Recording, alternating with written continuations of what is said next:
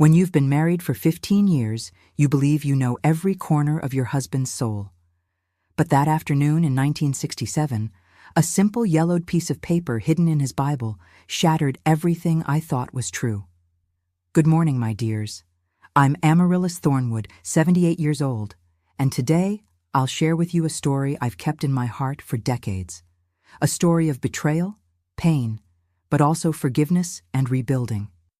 Before I continue, if you're watching this video, please leave a like, subscribe to the channel, and tell me in the comments where you're watching from. This old heart is so happy to know my stories reach so many different places. Now, let's go back to 1967.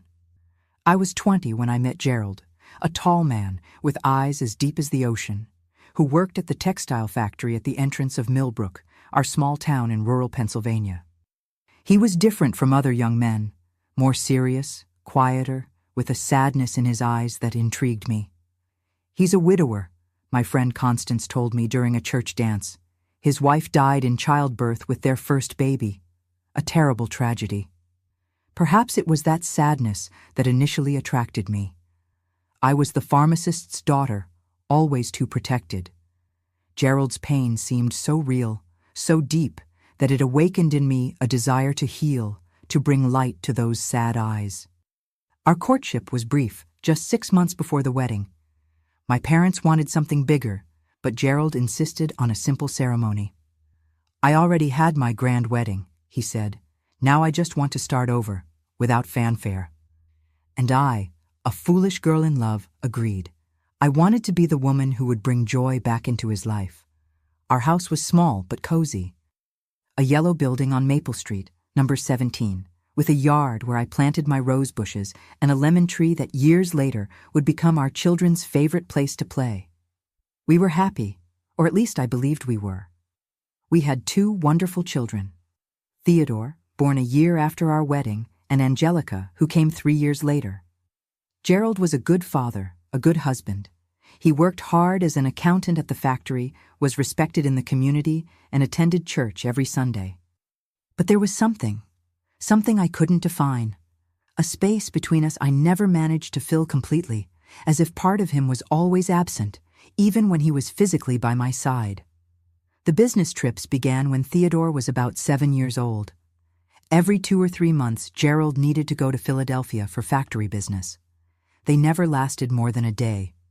He always returned the next day, but different, quieter, more distant, sometimes with red eyes as if he'd been crying. "It's exhaustion from the trip," he'd say when I asked. And I believed, or forced myself to believe. We were a good family. We had a good life.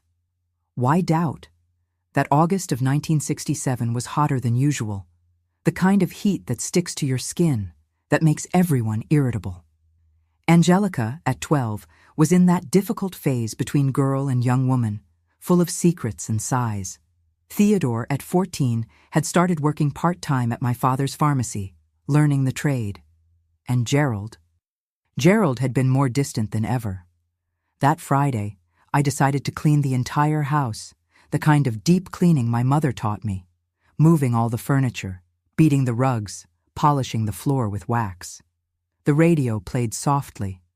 I remember it was a popular song that had won the folk music festival the previous year. I hummed while scrubbing, trying to shake off that strange feeling that hadn't left me for days. When I got to the living room shelf, I began removing books to clean off the dust. Gerald had few books, some accounting manuals, an old atlas, an encyclopedia we bought on installments to help the children with school, and his Bible. Ah, that large Bible with the black cover, with his name engraved in gold on the spine. A gift from his father when he turned 18, one of the few possessions he brought when we married. The Bible was on top of the shelf. When I grabbed it, it slipped from my hands, perhaps because of sweat, perhaps because of destiny, and fell to the floor with a dull thud. Some pages came loose, scattering across the freshly waxed floor. "Ave Maria," I murmured, bending down to collect them. That's when I saw it, a folded piece of paper, yellowed with time, that had fallen from between the pages. Normally, I would have simply put the paper back without looking. Gerald was a reserved man, and I respected that. But something made me stop. Something made me unfold that paper and read the words written on it. I knew the handwriting so well, Gerald's strong, slightly slanted script. But the words made my heart stop for a moment. Forgive me, Lord. She cannot know. 7 words, just 7 words, but they contained a universe of possibilities, none of them good. She, who was she? Me? And what couldn't I know? The paper had no date, no further explanation. I sat right there on the living room floor, holding that paper, my heart beating so hard it felt like it would explode. The first ideas that crossed my mind were the obvious ones. A lover, an extramarital affair. Gerald had another woman, a child with another woman. Was that why he took those trips? The emotional distance? Or were there debts, problems at work? Did Gerald gamble, drink in secret? So many possibilities, all painful. With trembling hands, I placed the paper exactly where I'd found it, between the pages of Proverbs, and put the Bible back on the shelf. I finished my cleaning like a sleepwalker, moving through the house without really seeing what I was doing. That night, when Gerald returned from work, I looked at him as if for the first time, searching for signs, clues, anything that could tell me what that phrase meant. He noticed my gaze. "Did something happen, Amaryllis?" he asked during dinner as I watched him cut the roast chicken. "No, nothing," I lied, tasting bitterness in my mouth. We had never lied to each other, or at least I thought we hadn't. "I'm just tired from cleaning." He nodded, turning his attention to the children, asking about their day at school. I observed his hands, his eyes, his gestures. They were the same as always, and yet they now seemed to belong to a stranger. The following weeks were torment. I lost sleep, lost my appetite. I began rifling through Gerald's pockets when he slept, examining his shirts for strange perfume, checking if the money he brought home matched his salary. Nothing. No proof of betrayal, no sign of financial problems, just that paper in the Bible and the periodic trips to Philadelphia. Theodore was the first to notice my change. "Mom, are you sick?" he asked one afternoon when he found me sitting on the porch staring into space. I had lost several pounds. My clothes were beginning to hang loose. "You're so pale." "It's just fatigue, my son," I answered, trying to smile. "It will pass soon." But it didn't pass. Doubt became a constant presence in our home, an invisible ghost that only I could see. I began to notice patterns I had previously ignored. How Gerald always returned from his trips with less money than he should have. How he avoided talking about his past. How certain subjects made him tense, and especially how he always locked the bottom drawer of his desk, the only one in the entire house for which I had no key. It was Mrs. Jenkins, our neighbor, who awakened me from my stupor. She wasn't exactly a close friend. With her reputation for reading cards and throwing bones, she was more tolerated than accepted in our religious community. But that day, when she saw me hanging clothes on the line, with eyes swollen from so much crying, she came to me. "You have shadows around you, Amaryllis," she said without preamble. "Dark shadows that are sucking your life force." I tried to laugh, tried to dismiss her with some excuse about just being tired, but something in the way she looked at me, with genuine compassion, without judgment, broke something inside me. "I found a paper," I confessed, the words coming out before I could contain them. In Gerald's Bible it said, "Forgive me, Lord, she cannot know." And now I can't stop thinking about what that means. Mrs. Jenkins didn't seem surprised, just nodded slowly, as if confirming something she already knew. "Secrets are like poison, my child. They slowly kill those who keep them and those who live with them without knowing. You need to discover the truth. No matter how painful it is, only then can you heal." "How?" I asked desperately. "How do I discover something that's so well hidden?" "Follow him," she answered simply. "The next time he goes to Philadelphia, follow him and find out where he goes, what he does there. The truth always leaves traces. Just follow the path." The idea seemed absurd at the moment, Me, Amaryllis Thornwood, devoted wife, mother, following my husband like a spy in a mystery movie. It was madness. And yet, the suggestion planted a seed in my mind that I couldn't uproot. 2 weeks later, Gerald announced another trip. "I have to go to Philadelphia tomorrow," he said during dinner. "Factory business. I'll be back the same day in the evening." I felt my heart race, my mouth go dry. It was now or never. "All right," I replied, trying to sound casual.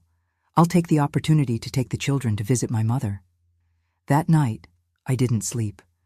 I lay beside Gerald, listening to his regular breathing, wondering who really was the man with whom I'd shared a bed for so many years.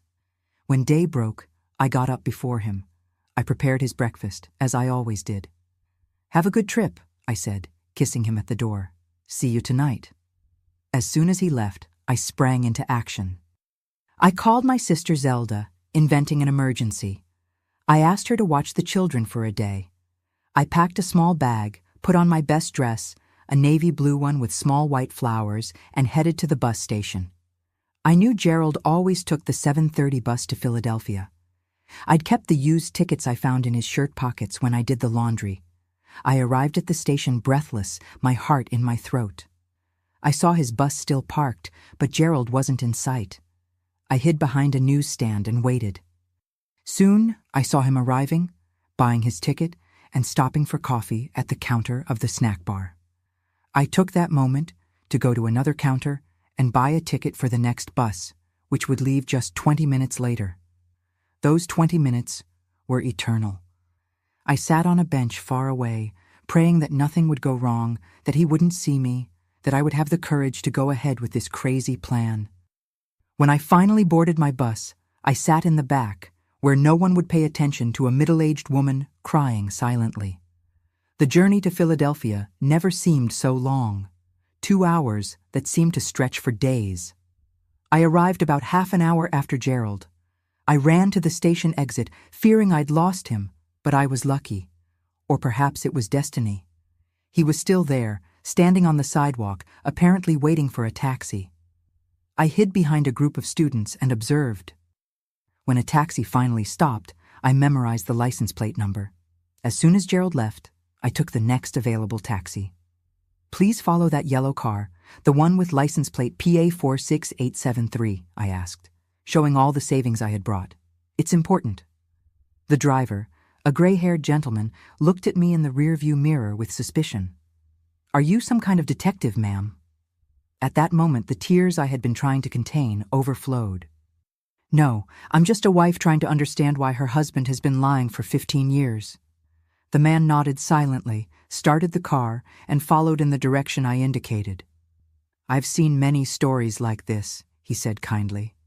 "I hope you find peace, regardless of what you discover today."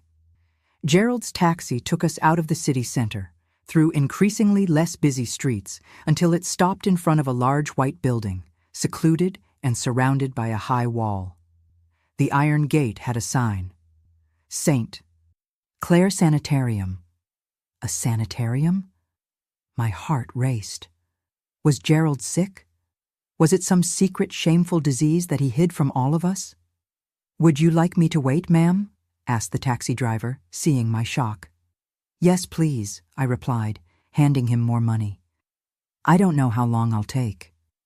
I got out of the taxi with wobbly legs. What would I find in there? What secret was so terrible that my husband needed to hide it for so many years? That day would change my life forever. But I didn't know yet. I didn't know that crossing that gate, I would discover a truth that would shake the foundations of everything I believed was my life. And most importantly, I didn't know that discovery would be just the beginning of a much longer journey. A journey of pain, yes, but also of forgiveness, understanding, and eventually of a deeper and truer love than I ever imagined possible. So, where were we? Ah, yes. I was standing in front of St. Clare Sanitarium, with my heart beating like a drum in my chest, trying to gather courage to enter. The taxi driver waited patiently, a silent witness to my anguish. I took a deep breath, adjusted my navy blue dress, ran my hand through my hair, and entered. The black and white tiled floor shone, it was so clean, and the air had that characteristic hospital smell, a mixture of disinfectant, ether, and something else I couldn't identify. A cold sensation ran down my spine. At the reception, a nun with a serene face greeted me. Her impeccably pressed gray habit contrasted with the white walls. "May I help you, ma'am?" she asked in a soft voice that didn't seem to match that place. I hadn't thought about what I would say. I hadn't planned anything beyond following Gerald. Now, faced with that nun, my mind went blank. "I came to visit a patient," I finally stammered. "What's the name?" She consulted a large registry book. That's when I saw him. Gerald was coming out a side door, talking with a gray-haired doctor with round glasses. I quickly hid behind a column, my heart beating so hard I was afraid they could hear it. "She had a difficult week, Mr. Thornwood," the doctor was saying. "But the new treatment seems to be helping. She recognized the flowers you brought last month." Thornwood. Gerald never used his full surname, Thornwood Aldrich. So here, he would just be Mr. Thornwood. "Can I see her?" Gerald's voice sounded tired, worried. "Of course," replied the doctor. "She's in the same room, but don't expect much today.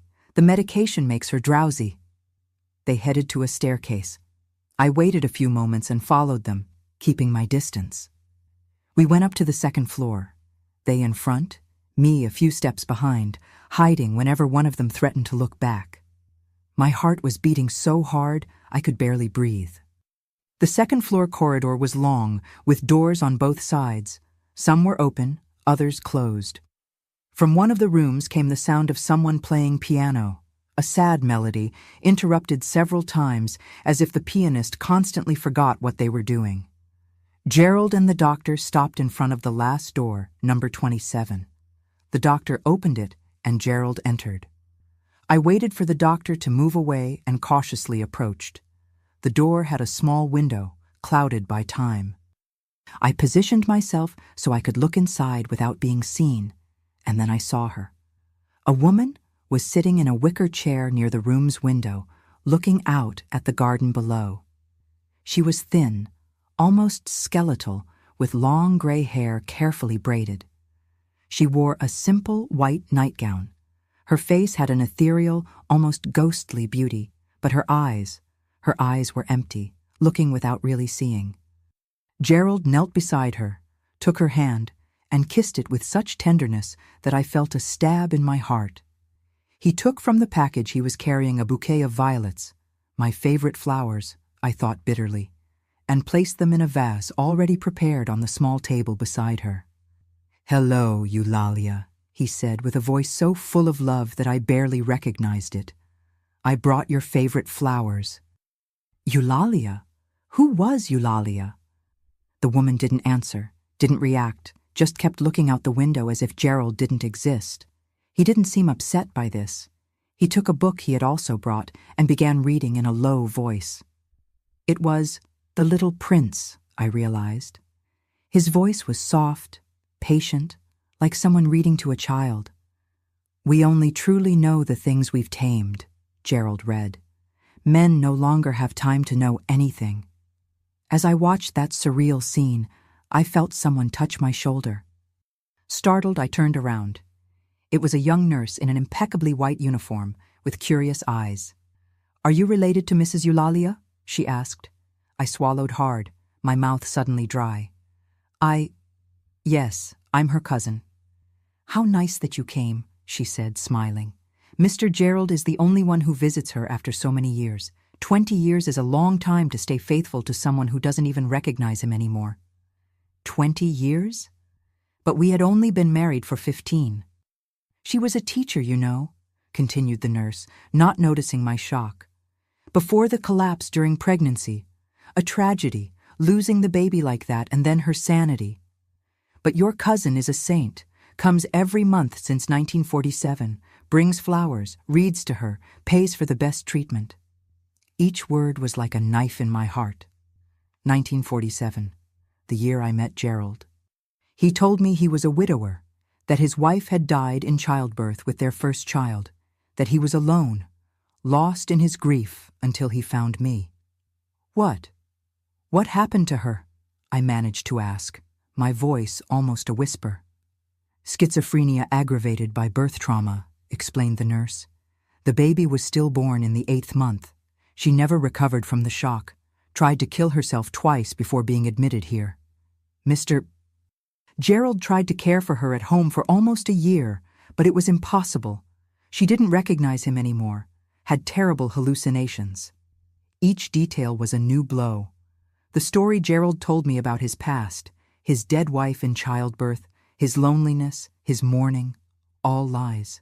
His first wife wasn't dead.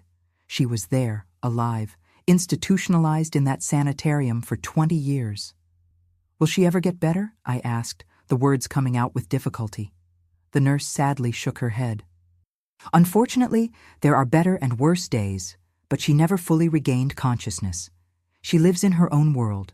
The doctors say it's irreversible. I couldn't stay there a second longer. I mumbled an excuse and ran down the corridor, down the stairs, across the lobby in a blur of tears. The air seemed to have been sucked from my lungs. 20 years of lies. My marriage, my children, my life, all built on an illusion. The taxi driver saw me coming and opened the car door.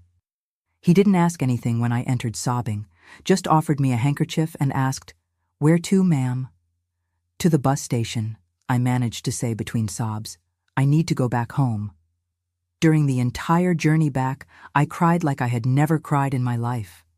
The kind lady next to me on the bus held my hand the whole way, asking no questions, just offering the silent comfort of her presence. When I got off at the Millbrook station, I could barely see the path in front of me. I picked up the children at Zelda's house. My sister immediately realized something was wrong, but respected my silence when I shook my head, indicating I didn't want to talk about it. I took the children home, prepared dinner like an automaton. I answered their questions and conversations with monosyllables and forced smiles. After they went to bed, I sat in the dark living room with Gerald's Bible in my lap. I opened it again to the book of Proverbs and removed that yellowed piece of paper. "Forgive me, Lord, she cannot know." Now I understood the meaning of those words. The request for forgiveness wasn't for a trivial betrayal or a small lie. It was for an entire lifetime of deception. I took the paper to the kitchen and burned it in the wood stove, watching the flames consume those words that had consumed my peace. The ashes flew up the chimney, but the pain remained burning in my chest. When Gerald arrived, it was already past 9 at night. He opened the door, finding the house silent, only the weak light from the living room lamp illuminating my figure sitting in the armchair. His eyes immediately registered something was wrong, my face swollen from so much crying, the small suitcase beside the armchair, the closed Bible on the table. "Amaryllis, what happened?" he asked, dropping his own bag on the floor. My voice came out stronger than I expected, despite the tears that started flowing again. "Who is Eulalia?" The effect was immediate. All the blood seemed to drain from his face. He leaned against the wall as if his legs could no longer support him. His eyes, always so confident, were now wide with panic. "How?" was all he managed to say. "I followed you today," I confessed, "to the St. Clair Sanitarium. I saw everything. I know everything. I want to know why you lied to me for 15 years. Gerald closed his eyes for a moment, as if absorbing the impact of my words. When he opened them again, they looked different, older, more tired, as if an enormous weight had been placed on his shoulders. And then, right there in our living room, he fell to his knees and began to cry. These weren't discreet, contained tears like I'd heard him shed a few times. This was a convulsive, uncontrolled cry, as if a dam had broken after years of holding back the waters. Between sobs, he began to talk, the words coming in a torrent, as if he feared that if he stopped, he would never be able to finish his confession. I met Eulalia in 1945, right after the war. She was an elementary school teacher in Philadelphia. I had just gotten my first job as a junior accountant. We fell passionately in love. We married in 6 months. Each word was a new stab in my heart, but I didn't interrupt him. I needed to hear everything, every detail of the lie that had been my life. She got pregnant the following year. We were so happy, planning the future, choosing names. In the 8th month, she started having problems. She said she heard voices, had strange visions. The doctor said it was just pregnancy nerves that would pass after the birth. Gerald stopped, breathing with difficulty, as if reliving those memories caused him physical pain. But it didn't pass. The baby was still born, a boy. Eulalia collapsed completely. She spent days screaming, thrashing. When she finally calmed down, she wasn't the same person anymore. She didn't recognize me, didn't speak coherently, had terrible hallucinations. The doctors diagnosed schizophrenia aggravated by trauma. I remembered the fragile figure in the wicker chair, looking out the window without really seeing. It was hard to imagine that woman had once been a vibrant teacher, full of dreams. I tried to care for her at home for almost a year. I abandoned my job, spent all our savings on doctors and medicines, but it was impossible. She didn't sleep, had violent episodes, tried to kill herself twice. The doctors recommended institutionalization as the only option. Gerald raised his eyes to me, begging for understanding. When I admitted her to St. Clair, I promised myself I would never abandon her, that I would always visit, pay for the best treatment, keep alive the hope that one day she would improve. And then you met me, I said, my voice trembling with anger and pain. Yes, he confessed. A year after Eulalia's admission, I was destroyed, Amaryllis. Alone, hopeless, drowning in debt and guilt. When I met you at that factory party, it was as if a ray of light entered the darkness. He got up with difficulty, took 2 steps in my direction, but stopped when I raised my hand in warning. I knew no one would agree to marry a man like me, poor, in debt, with a wife institutionalized forever in a sanitarium. So I lied. I said I was a widower. For 15 years, I accused, each word dripping venom. 15 years, Gerald. We had children. We built a life, all based on a lie. I know, he cried. Each day, the weight of that lie grew. Each month, when I went to visit her, I asked God's forgiveness for what I was doing to you both. Forgive me, Lord, she cannot know. I wrote that in a moment of despair years ago, when I almost told you everything. I kept it in the Bible to remind me of my sin, of my weakness. So many things made sense now. The monthly trips, the money that was always missing to pay for the sanitarium, the red eyes when he returned from crying over her, the way he avoided talking about the past. What happens now? He asked, his voice small, defeated. I looked at this man I had loved for 15 years, the father of my children, the center of my world, now revealed as a stranger. All the anger, all the pain I felt at that moment crystallized into a single certainty. I couldn't stay there, not that night, perhaps never again. Now, I said, rising and picking up my small suitcase, I'm going to my parents' house. The children come with me. As for the rest, I don't know, Gerald. Honestly, I don't know. He didn't try to stop me. Perhaps he knew he had no right to. Not anymore.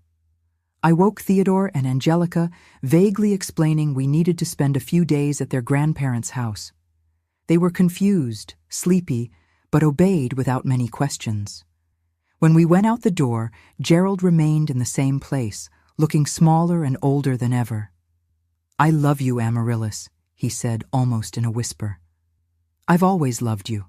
That was never a lie. I didn't answer. I had no words, no strength.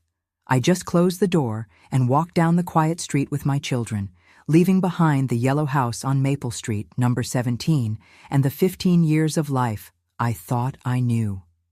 The scandal was inevitable in Millbrook, a small town where everyone knew each other, where whispers ran faster than the wind. Amaryllis Thornwood left her husband, some said. Gerald has another family, others speculated. No one knew the whole truth, and I didn't have the strength to explain. My parents took me in without questions, just with the concerned look of those who see their daughter return home with 2 children and a broken heart. Theodore and Angelica wanted answers that I didn't know how to give. How to explain to two children that the father they adored had built our family on a lie, that the reliable, respectable man was capable of such deception. But this story doesn't end here, my dears. No. Fate still had many surprises in store for me, and the biggest of them was yet to come. What would happen in the following months would forever change my understanding of love, forgiveness, and the complexity of the human heart. The first days at my parents' house were the most difficult. That feeling of regression, of going back to being a girl under the paternal roof, but now with two confused children and a broken heart. My mother, Cecilia, didn't ask questions, just put an extra plate of food in front of me saying, "You need to eat, daughter. Pain doesn't go away with hunger." My father, Anthony, dealt with the situation differently. Did that scoundrel do something to you, Amaryllis? Because if he did, I'll end him. I had to calm him down, tell him that no, it wasn't anything like that. How to explain the real reason? How to tell that the respectable son-in-law who frequented the pharmacy, who played checkers with him on Sundays, had another wife institutionalized in a sanitarium. Theodore, at 14, was the first to demand answers. 3 days after we arrived, he entered the room I shared with Angelica, closed the door, and crossed his arms with a determination that painfully reminded me of Gerald. "Mom, what really happened? Why did we leave home that way? Why doesn't Dad come to see us?" I sat on the edge of the bed, inviting him to sit beside me. How to explain that to a teenager? I decided to tell a simplified version of the truth. "Your father hid something very important from me, Theodore. Something that changes everything about our family."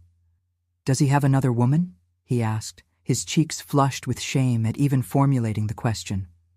"It's complicated," I replied. "He was married before me. His wife didn't die as he told us. She is alive, institutionalized in a hospital in Philadelphia for many years." Theodore's eyes widened. "What do you mean, Mom? Dad has 2 wives? That's a crime." "Smart child, my Theodore, always was. Legally, perhaps. Morally, certainly. That's why we're here now. I need time to understand what to do, how to move forward." Can we see him?" His voice oscillated between anger and longing.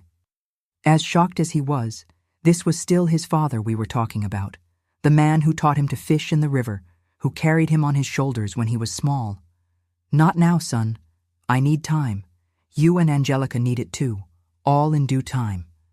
Angelica handled the situation differently.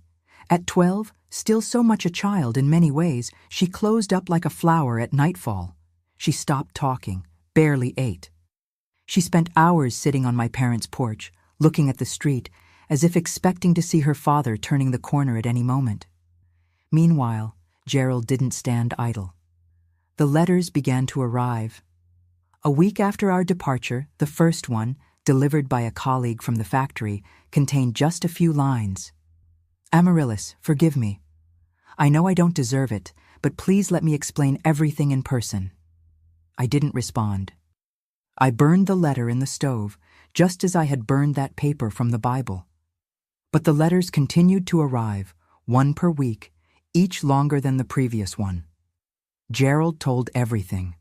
How he met Eulalia, how their marriage was, how he faced her collapse, the sleepless nights trying to care for a wife who no longer recognized him, the painful decision to institutionalize her, the promise never to abandon her. And then how he met me, the desperation of loneliness, the burden of guilt, the light he found in me, the lie he initially told to win me over, then to not lose me, and finally to protect our children and the life we built. I read each letter, absorbed each word, and then burned them, as if the fire could purify those painful revelations. I didn't respond to any. What could I say? That I forgave him? I didn't know if I was capable. That I hated him? That wasn't true either. What I felt was something more complicated, a confused mixture of love, betrayal, pity, and anger that I myself couldn't untangle. The town, of course, was bubbling with gossip. In Millbrook, A town so small you could walk from one end to the other in an hour. Secrets were like coins. They passed quickly, from hand to hand, until they lost their original shine. "They say he beat her," whispered Mrs. Matthews, the seamstress, to my mother at the market. "I heard he has another family in Philadelphia," speculated the traveling salesman who stopped at my father's pharmacy. "The pharmacist's daughter left her husband. It's outrageous," criticized the pastor, who seemed to forget that "thou shalt not judge" was a Christian precept. I ignored it all, focused on rebuilding some kind of normalcy for my children. Theodore began working more hours at his grandfather's pharmacy, finding in work an escape from the confusion of feelings. Angelica slowly came out of her shell of silence, encouraged by piano lessons that my mother insisted she take with Miss Elmira from the church. Days turned into weeks, weeks into months. Before I knew it, we were in January 1968, almost 6 months since that fateful trip to Philadelphia. The scorching summer seemed to reflect the climate within me, a heat of uncertainties, doubts that didn't cool with the passage of time. Gerald never tried to visit us, respecting my silence as a form of response. His letters continued to arrive, now bi-weekly, but the tone had changed. No more explanations or apologies, just accounts of his daily life, news about the house he still considered ours, small messages for the children that he knew I might or might not share. "The white rose bush you planted bloomed beautifully this year, Amaryllis. I thought of you with each bud that opened." The neighbor's dog had puppies. I remembered how Theodore always wanted a dog. Maybe someday? I found Angelica's poetry notebook while cleaning her room. I didn't read it, respecting her privacy, but kept it with care. Small fragments of life that continued in the yellow house on Maple Street, number 17, now inhabited only by a lonely man and his unraveled lies. It was in February 1968, on a muggy Thursday morning, that I received a different telegram. It wasn't from Gerald, but from St. Clair Hospital. "Mrs. Amaryllis Thornwood, we inform you of the death of Eulalia Thornwood. Funeral, tomorrow, 10 a.m. Dr. Menezes, Medical Director." I read and reread those telegraphic words, trying to process what they meant. Eulalia had died. Gerald's first wife, the woman he religiously visited for 20 years, the woman whose existence he hid from me, had departed. I didn't go to the funeral. How could I? That woman who, without knowing it, had been my rival for so many years, deserved to rest in peace, without my intrusive presence. But I found myself thinking about her all day, about how she might have been before the illness, the dreams she had, the life she could have lived if fate hadn't been so cruel. 2 weeks later, my sister Zelda knocked on the door, breathless. She lived on the other side of town, near the church, and rarely visited us during the week. "Gerald is in the hospital," she said without preamble. "Severe pneumonia. The doctors don't know if he'll make it." I felt my heart stop, as if someone had pressed a switch inside my chest. "How did you find out about this?" "Marvin from the factory," she replied. "He didn't show up for work for 3 days. When they went to his house, they found him collapsed in the living room with a very high fever. They took him to the hospital right away." I looked at my parents, at my children, all staring at me, waiting for my reaction. What should I do? This man had lied to me for 15 years. He had built our marriage on sand. He had another wife when we married, but he was also the man I had loved all my life, the father of my children, the man who faithfully cared for a woman who didn't even recognize him anymore for 20 long years. What kind of person does that? What kind of love is that? "I'm going to the hospital," I decided. "Alone," I added when I saw Theodore getting up to accompany me. "We'll talk later, son." The Millbrook Hospital was a modest building with only 2 wards. Gerald was in the men's ward, separated from the other patients by an improvised screen. When I entered, Nurse Margaret, whom I had known since childhood, widened her eyes in surprise. "Mrs. Thornwood, how good of you to come. He's not doing well at all." I approached the bed, and what I saw broke my heart. Gerald was almost unrecognizable, thin, pale, with oxygen tubes in his nose. His hair was completely gray, disheveled, his beard unshaven. But his eyes, oh, his eyes were still the same. When he saw me, tears ran down his hollowed cheeks. "You came?" he whispered, his voice hoarse from coughing. "I came," I replied, sitting on the edge of the bed and taking his hand. It was too warm, feverish. "I don't deserve it," he said, trying to adjust himself but giving up from the effort. "Probably not," I agreed. "But I'm here anyway." We sat in silence for a few minutes, with only the sound of his difficult breathing filling the space between us. Finally, he spoke again. "She died," he said, as if I didn't know. "After all these years, she finally found peace." "I knew," I responded. "I'm sorry." He weakly squeezed my hand. "I wasn't a good man, Amaryllis. I lied to you. I betrayed your trust, but I never stopped loving you. You and the children are the best thing that ever happened to me."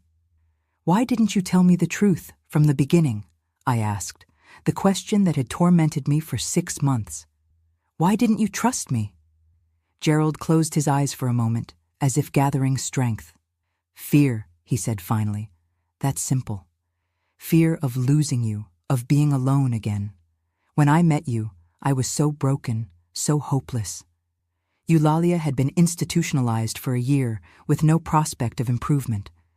I lived between work and the sanitarium, drowning in debt, in guilt." He stopped, overcome by a bout of coughing. I offered him water, which he drank with difficulty. "At that factory dance," he continued, "when I saw you for the first time, smiling, so young, so full of life, it was as if a ray of light entered the darkness. I thought, who would be interested in a man like me, tied to a wife who doesn't even recognize me anymore, without money, without a future?" "So you invented that you were a widower," I completed. "Yes," he confessed, a lie that seemed so small at that moment. A wife who was dead to the world, dead to me in every sense except the most cruel, the physical. I thought it would be easier for everyone, cleaner. "And after we married, after we had children, why didn't you tell me?" His hand trembled in mine. Each day it became more difficult. How to tell a truth like that when we were already building a life together? How to risk losing you, losing the children? And how could I ask you to live with that shadow over our marriage? The sick wife that I still visited, that I still had the moral obligation to care for? A nurse appeared to check his temperature, momentarily breaking our conversation. When she left, Gerald continued, his voice weaker. "For 15 years, I lived divided between two worlds. The real world with you and the children, full of love and joy, and the world of shadows, with Eulalia in the sanitarium. A constant reminder of my failure, of my lie. Each month I went to visit her, knowing I was betraying you, betraying her.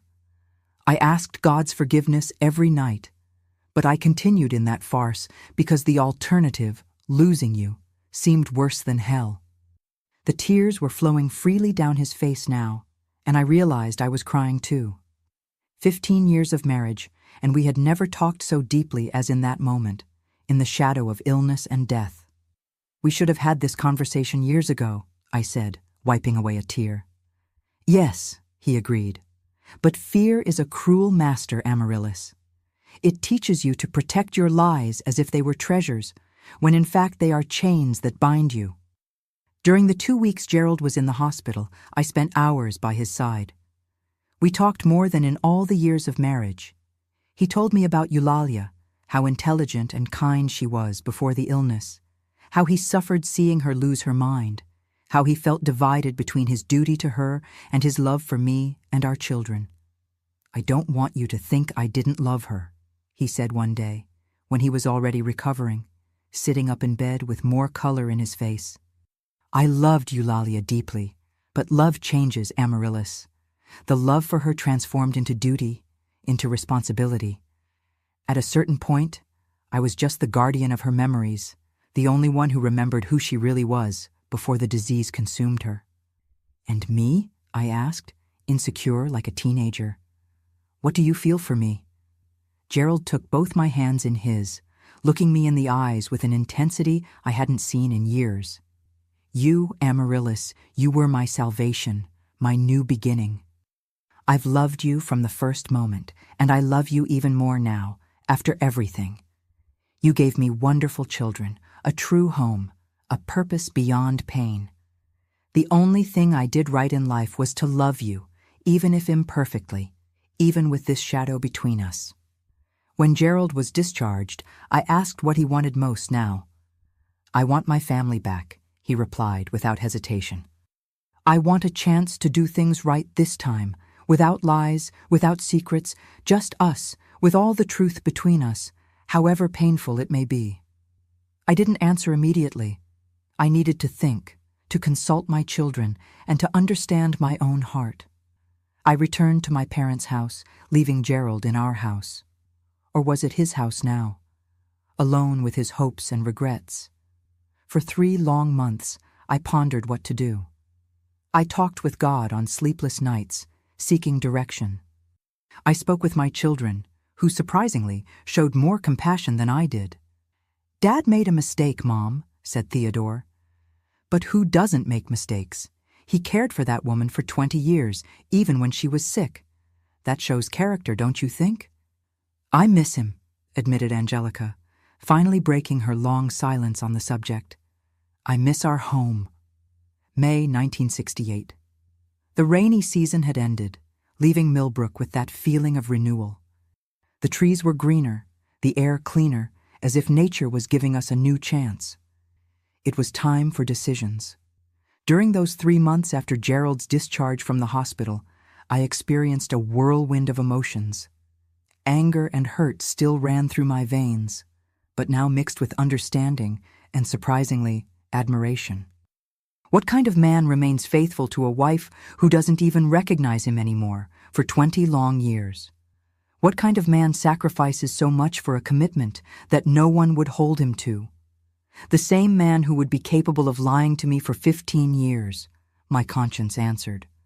And yet I loved him.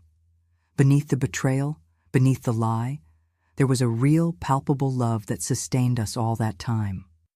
On a particularly beautiful afternoon, I called Theodore and Angelica for a conversation in my parents' backyard under the old mango tree that shaded the back of the house. I had already spoken with them separately, but we needed a family conversation. You know that your father and I have been talking, I began, observing their anxious faces.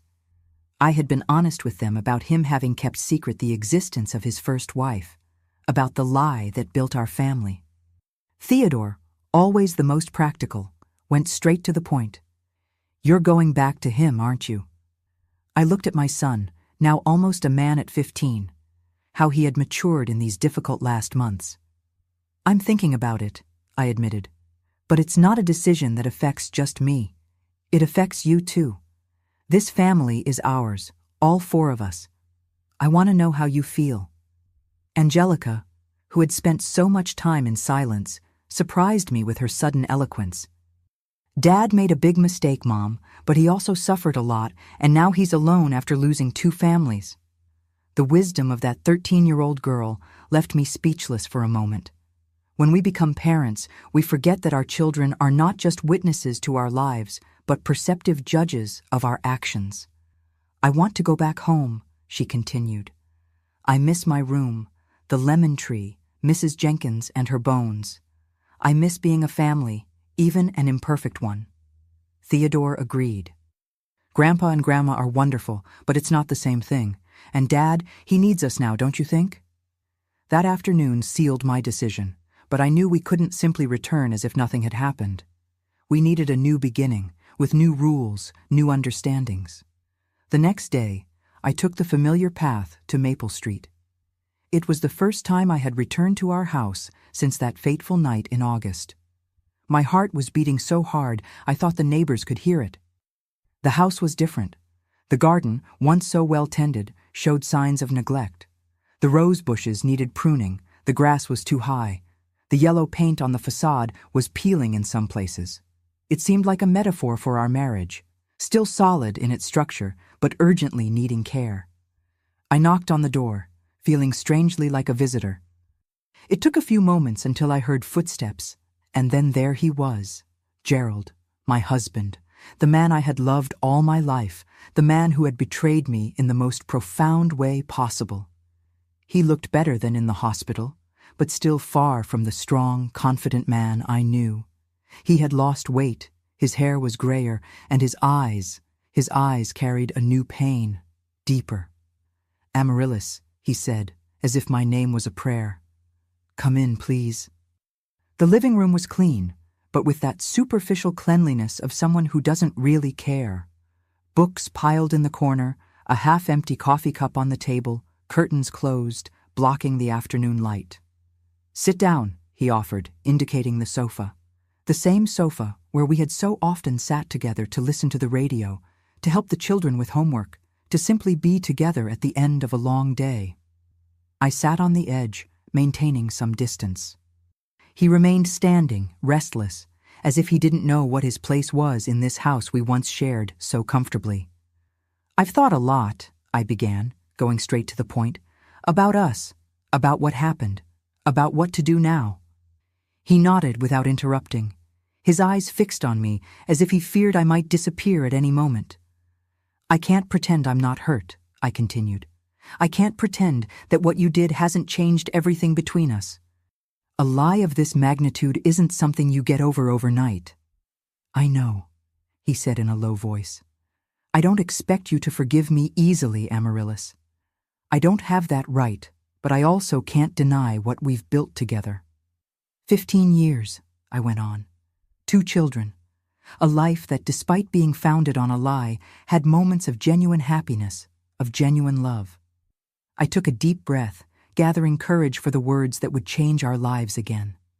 "I'm willing to try again, Gerald, to rebuild what was broken, but with conditions." His face lit up with a hope so pure, so vulnerable, that I felt my heart tighten. How could I still love this man after everything?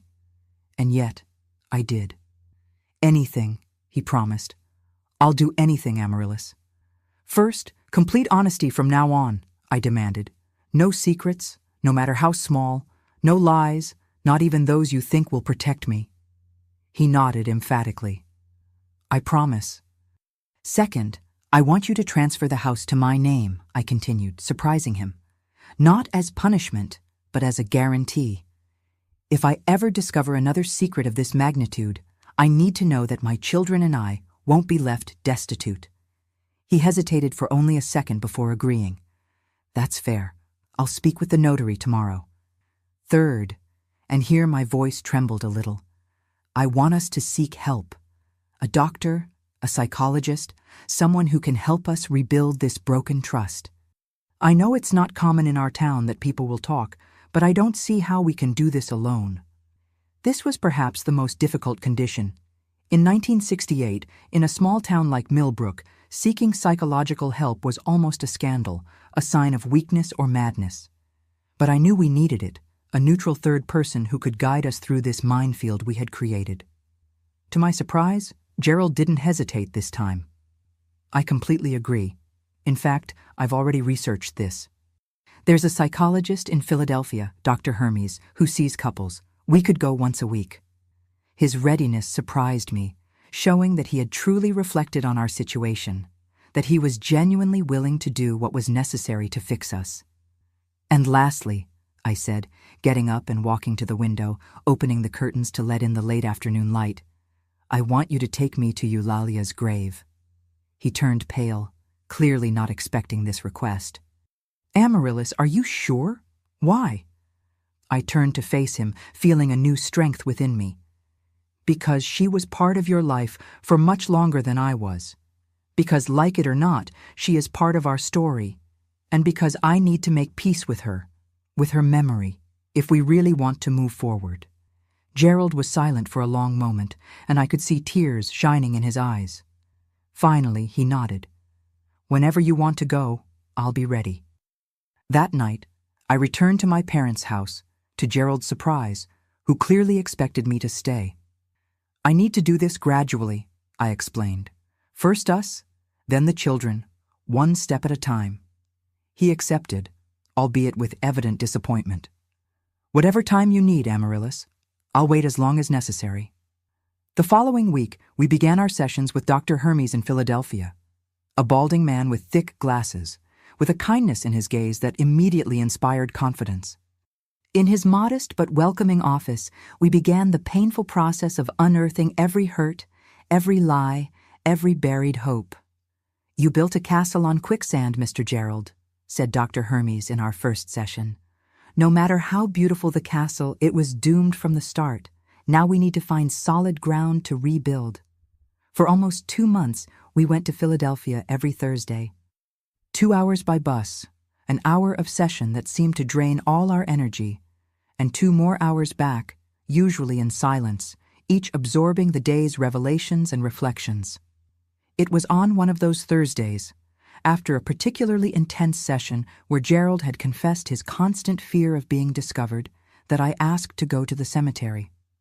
The Philadelphia Municipal Cemetery was large and tree-lined, an almost peaceful place, if not for its somber function.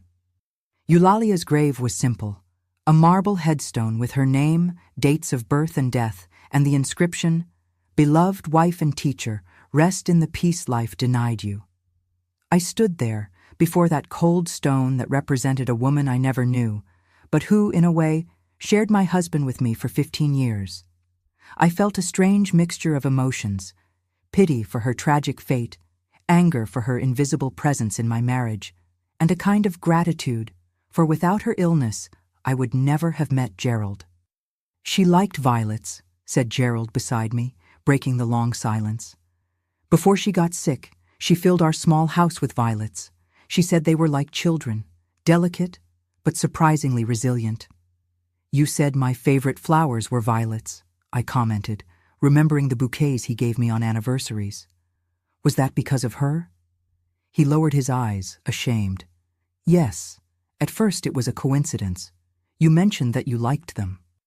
Then I think it became a way of keeping the 2 parts of my life connected, even if in a distorted way." Strangely, that confession didn't hurt me. On the contrary, it humanized Eulalia for me. She was no longer just the other wife, the unwitting rival, but a real woman, with tastes and dreams, whose life was brutally interrupted by illness. "She would have liked you," said Gerald, breaking the silence again.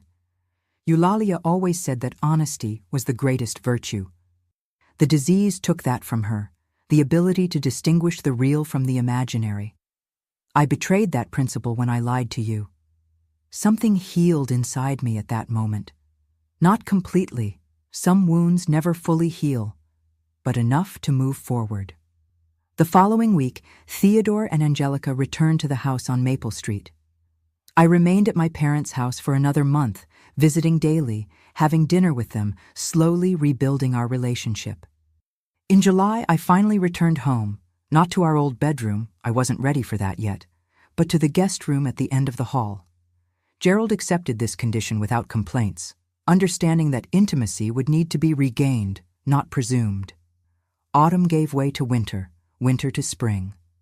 Slowly, our family life found a new rhythm, different from before, more cautious perhaps, but also more honest. Gerald and I still saw Dr. Hermes, now bi-weekly. The children flourished, relieved that we were together again, even if imperfectly. On the first anniversary of Eulalia's death, in February 1969, Gerald asked if I would accompany him to the cemetery again. "Do you want me to go?" I asked, genuinely surprised. "If you want to," he replied. "She's part of our story now, as you said, and I'd like you to know that I no longer see her as a shameful secret, but as part of what made me the man I am today." We went together. I took a small vase of violets to place on the grave. As Gerald murmured a prayer, I looked at that headstone and silently thanked Eulalia for having loved Gerald first, for having been strong in her tragedy, and for inadvertently teaching me that love is more complex and resilient than I ever imagined. On the way back, for the first time in more than a year, Gerald held my hand on the bus, and I let him. That night, I returned to our marital bedroom. There were no grand gestures or dramatic declarations, just the silent acceptance that we were ready to try again, to really share a life with all its complexity and imperfections. In the years that followed, we raised our children with honesty. When they were old enough to fully understand, we told them the whole story: Eulalia, Gerald's lie, our separation and reconciliation. It was difficult, but necessary. "Why did you go back to him, Mom?" asked Angelica years later, when she was already a young woman of 18, about to go to college in New York. "After such a big lie, how did you manage to forgive?" I reflected on that question, looking for the most honest answer. It wasn't an easy or quick forgiveness, daughter. It was a process that continues to this day in some aspects, but I realized that people are complex, that we all make mistakes, some bigger than others, and that sometimes true love isn't the one from fairy tales, perfect and flawless, but the one that survives even the worst storms, that heals even the deepest wounds. Gerald never kept secrets from me again. Sometimes I would find him looking at old photographs, him and Eulalia, young, smiling before the tragedy. I would sit beside him, and he would tell me stories from that time without guilt or shame. It was part of who he was, of our shared history. We lived together for 30 more years after that Bible discovery. They weren't perfect years, no marriage is, but they were honest years. We had grandchildren, saw Theodore take over his grandfather's pharmacy and transform it into a respected chain. We saw Angelica become a teacher. "Like Eulalia," Gerald commented with pride and a touch of melancholy. When Gerald died in 1998, at the age of 76, I was by his side, holding his hand. His last words were, "Thank you for coming back, Amaryllis. You taught me what true forgiveness is." And now, my dears, looking back at 78 years old to that young Amaryllis, devastated by the discovery of a lie, I think of all I learned about love, forgiveness, and the incredible human capacity to begin again. Life is made of difficult choices. There is no path without stones. There is no love without pain. What matters is how we respond to difficulties, how we rise after falls, how we find the courage to try again, even when everything seems lost. If there's one lesson I'd like to leave with you, my dear viewers, it's this: forgiveness is not weakness, but the greatest strength we can have. And love, true love, survives even the most painful truths. Thank you for following my story to the end. I hope it touched your hearts, made you reflect on the power of forgiveness, on the nature of true love. Don't forget to leave your like, subscribe to the Grandma's Diary channel, and share your own stories of forgiveness in the comments. Until our next meeting, God willing. And always remember, it's not our mistakes that define us, but how we choose to learn from them and move forward. May God bless each one of you.